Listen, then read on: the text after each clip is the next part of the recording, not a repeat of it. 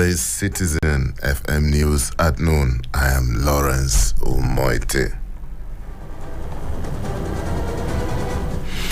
President Bola Tinubu has suspended Godwin Emefiele as the Central Bank of Nigeria governor. A statement from the office of the Secretary to the Government of the Federation said this was sequel to the ongoing investigation of his office and the planned reforms in the financial sector of the economy. The president directed Emefiele to immediately hand over the affairs of his office to the Deputy Governor Operations Directorate for Lashadun Adebisi Shonubi, who will act as the central bank governor pending the conclusion of investigations and reforms. The development is coming less than 2 weeks after President Tinubu assumed office and months after the CBN's heavily criticized Naira swap.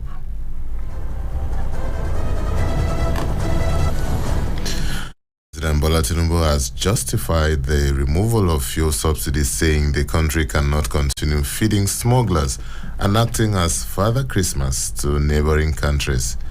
He said this at an interactive session with royal fathers under the aegis of the National Council of Traditional Rulers of Nigeria at the Aso Villa on Friday.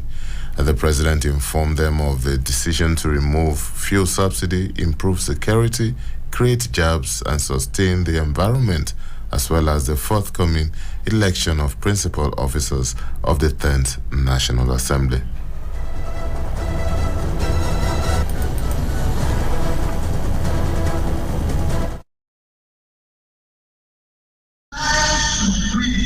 A good sense, a good heart.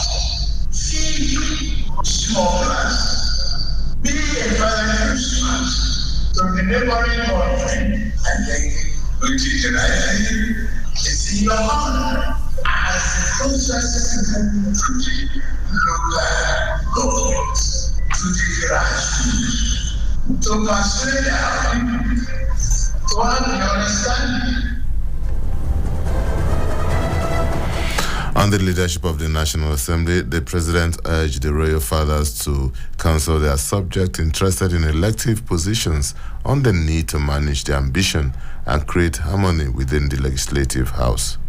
The President declared that he is ready to work with any elected representatives from the National Assembly, stressing that the Nigerian project is of paramount importance to him.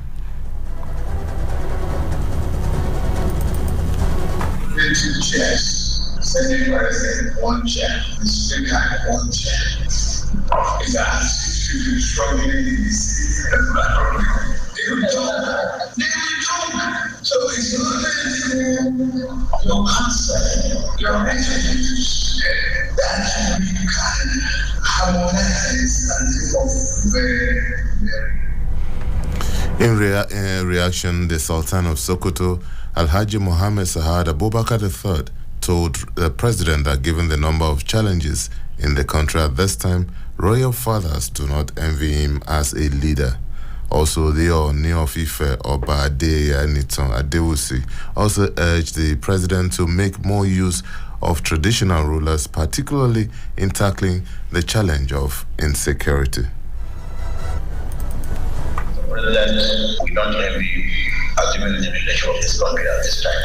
But we believe if you stick to your faith and believe in the will of Almighty, then whatever you do to carry this country to the highest height, you will succeed. Please do not underestimate what we traditional rulers can do.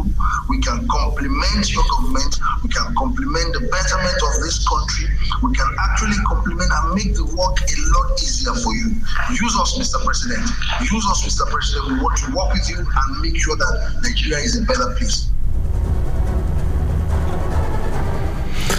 The immediate past governor of Kano State, Abdullahi Ganduje, has criticized his predecessor, Rabiu Kwankwaso, over the demolition of properties by Governor Yusuf Abbas' government. Kwankwaso was the new Nigeria People's Party presidential candidate in the 2023 election, the same platform that ousted Ganduje's All Progressives Congress in Kano State. Ganduje, who also served as Kwankwaso's deputy said he could have slapped the NNPP chairman if the duo met at the presidential villa where they went to visit President Bola Tinubu. If we cannot respect what a previous government has done, to consider it illegal without going through due process, how can we administer public like that? And unfortunately, some of their members are even affected. So, ladies and gentlemen, members of the press, that is what took me to Mr. President, and I have briefed him adequately on this. I have spoken with the IGP. I have sent a clip to IGP. IGP is aware of this. They are still, in fact, he even made a press statement they will continue demolishing Kwankwaso himself. I know he's in the building, but we have not met. Probably if we met, maybe I could have slapped him. Meanwhile, former governor of the state, Rabiu Kwankwaso, also accused Abdullahi Ganduje of appropriating government properties to himself and members of his family. He made the accusation also while addressing State House correspondents after a meeting with President Bola Tinubu at the State House. The duo, who were political allies but have since fallen out with each other, visited the Nigerian leader individually on Friday. President was shocked. He didn't know. He even mentioned that he talked to somebody to go and find out for him. For those of you who are in Kano, Middle Daula, demolished to zero. And that's a faculty under Kano University of Science and Technology. He demolished that one. The entire structures was billions of naira and sacked all the students and sacked all the lecturers. Demolished.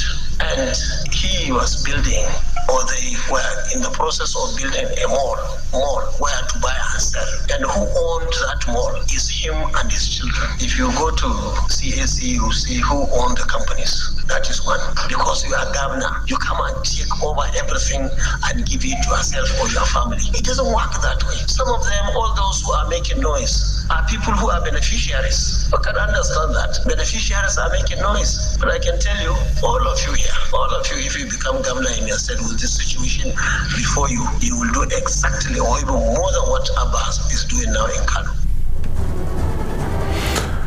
The governor of Plateau State, Caleb Mutfwang, has revealed that no fewer than 150 people have been killed in the Mango local government area of the state in the last 3 weeks. The state has over the years been battling with security challenges, often involving the killing of citizens by unidentified gunmen. Governor Mutfwang lamented the increase in attacks in the state in recent weeks. People who were yet to fully identify are coming into the fray. So there's a lot of attacks and reprisals, attacks and counterattacks. But by and large, we're seeing a pattern that is emerging. In Plateau State, I can tell you that 80% of the situation is pure genocide simplicity. The people say they are foreign mercenaries. Communities report to us where they see people dressed in black clothes with hood coming in their hundreds, sometimes 3 on a motorbike, and you could find 50 motorbikes at a stretch or even more. And they come, attack, and they run away. A few that have been caught cannot even speak any Nigerian language. And so the question we've been asking, who sent them? And on the foreign scene, 4 children have been found alive after surviving a plane crash and spending weeks fending for themselves in Colombia's Amazon jungle. Colombia's president said the rescue of the siblings aged 13, 9, 4 and 1 was a joy for the whole country.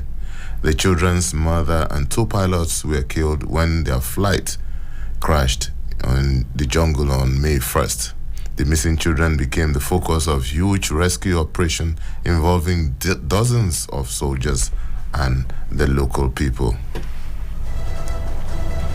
British government on Saturday described mixed progress for Ukraine and Russia forces fighting in the southern and eastern part of that country.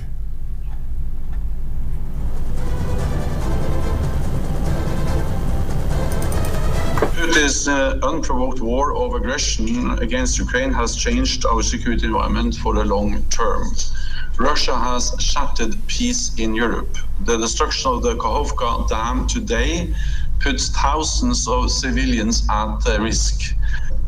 It's too early for me to make any kind of meaningful assessment of the details of what has happened, but it's worth remembering, of course, that the only reason that this is an issue at all is because of Russia's unprovoked invasion, full-scale invasion of Ukraine.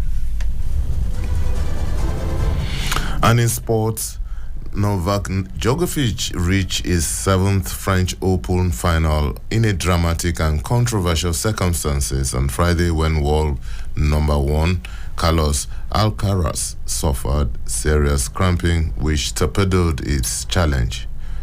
Djokovic, who is 36, triumphed to become the oldest man in the 93-year-old history of the championship to reach the finals.